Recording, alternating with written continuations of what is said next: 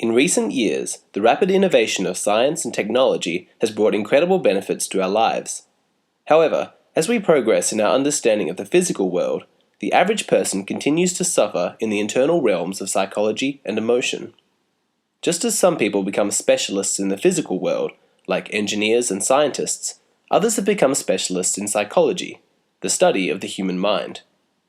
Those who work in a counselling capacity go by many names. We have psychologists, psychiatrists, psychotherapists, social workers, life coaches, spiritual gurus, and hundreds of variations of each of these. Though they all have important differences in qualifications, methods, and areas of focus, they all share key similarities. They are someone you can talk through your problems with, someone who will help you explore your own mind. At their heart, the role each of them play is of a knowledgeable guide. They are impartial, well-informed, and dedicated to helping you live the best life that you can live. Unfortunately, society is still in the process of overcoming the stigma that for years has been attached to seeing a counsellor. For many people, there is a lot of shame that comes from discussing feelings. Though it occurs for both genders, many men in particular were brought up to believe that it is unmanly to discuss or even feel emotions. They are told, even from a young age, that the only appropriate response to difficult emotions is to toughen up, which means to pretend that those feelings don't exist. There is also the stigma that counselling is only for people who are crazy or unstable. Occasionally, you will still hear people say, "You need to see a therapist," as an insult.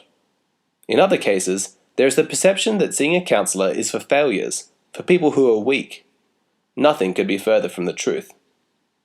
Those who are generally considered by society to be successful, people who are leaders in their field or enjoy lots of healthy and enriching relationships, are among the most likely people to see a counsellor because they can recognize how beneficial it is to their lives. Rather than viewing their visits to the counsellor as a sign of weakness or failure, these highly accomplished people feel uplifted, knowing that they have the courage to explore their emotional issues and consciously set life goals. By seeing a counsellor, they send the message to their subconscious that they are valuable and that their mental well-being is worth prioritizing. By seeking out a counsellor, they improve their self-esteem. Of course, seeing a counsellor is not the only way to explore your own psychology or make improvements in your life. You could attend personal development courses, go on spiritual retreats, or watch inspirational videos on YouTube. Whenever you read a self-help book, there are bound to be some insights that you can apply to your life. These same insights could be gained through some deep and honest conversations with friends, family, or your romantic partner. All of these are wonderful ways to learn about yourself and make improvements in your life. However, there are opportunities made available that are unique to the experience of counselling. For many people, life is confusing, and it is difficult to understand the world and their place in it.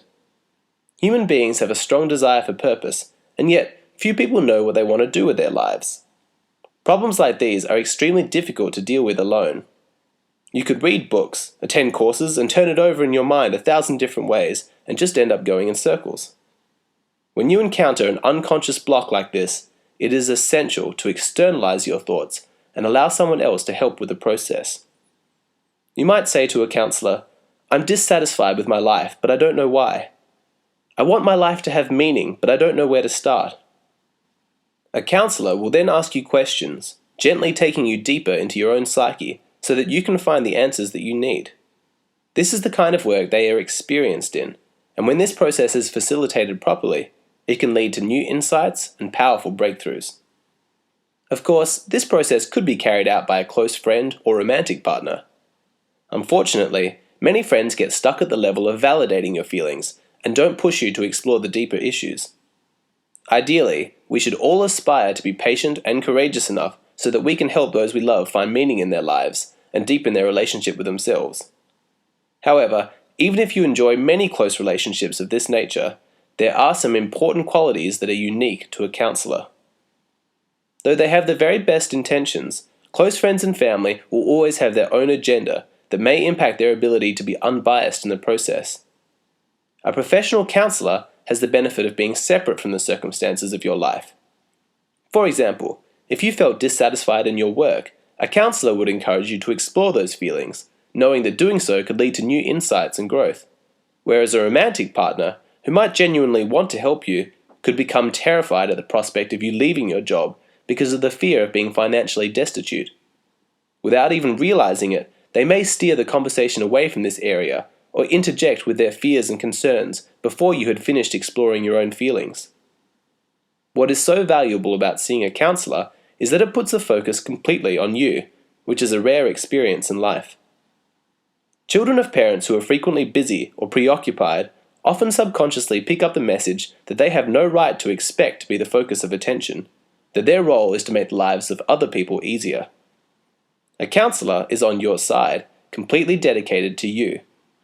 For many people, this kind of devoted attention meets a basic human need that was never fulfilled properly. This alone is extremely healing. By seeing a counsellor, you are taking responsibility for your own life and becoming less dependent on those around you. Even those who sincerely love you have finite time and energy and may not always be able to meet your needs. On top of that, they often have their own issues to be working on. If those close to you are not available or simply unable to give you adequate help, though it may be tempting to try and ignore the issue, it is far better to see a counsellor. Problems don't fix themselves, and unpleasant emotions cannot be resolved by pretending they don't exist. Repressing your feelings is toxic to your mental well-being. If they are not consciously processed, they begin to bubble up to the surface in unexpected ways. Imagine a housewife who has deep feelings of sadness over a lack of creativity and fulfillment in her life. She needs an outlet to express and explore these emotions. If she tries to bury them, they are likely to surface in the form of health issues, victimhood, or frustration at those around her. What she is doing is trying to cope with the pain of her unexpressed emotions. Another common coping mechanism is numbing yourself with addictions, like binge-watching television or self-medicating. But your life is too short and too valuable for your innermost emotions to simply be something to cope with.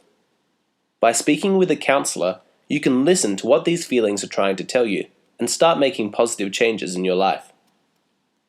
Remember too, that any positive changes you make to your own life will benefit those around you as well. As you work on yourself and find greater peace within your own mind, others will be inspired by the positive change inside you and seek out your company more often. As you come to understand yourself and your own motivations better through counselling, you will gain a new perspective on the personality and motivation of others.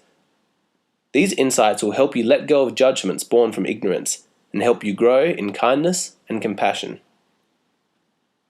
Often people begin counselling with great confusion about themselves and the people in their lives. They don't understand why a situation has occurred, why people react to them as they do, or why they keep attracting the same types of people into their lives. Through counselling, this confusion and suffering is transformed into clarity and inner peace. Even more encouraging is that any new insights you gain through counselling will be with you permanently, forever bringing benefits to your life. For example, one person may discover in counselling that the reason their romantic relationships never last is because they have deep insecurities and feelings of unworthiness left over from the neglect they experienced in childhood, and so they unconsciously sabotage their relationships, rejecting their partner before they themselves are rejected. By working through this issue in counselling now, they can process their feelings, end this pattern, and spend the rest of their life in healthy and functional relationships. It may be painful in the short term, but the long-term benefits are worth it. You could think of seeing a counsellor like running a virus check on your computer. Just like a big mansion and a fancy car can't magically create happiness, buying a fancy new computer screen won't help your computer run any smoother if the underlying software is compromised. Uncovering and working through unresolved issues and repressed emotions is like running a virus check and will allow your life to progress smoother and with far less pain, confusion, and suffering. In some instances, it may even save you decades of time and effort.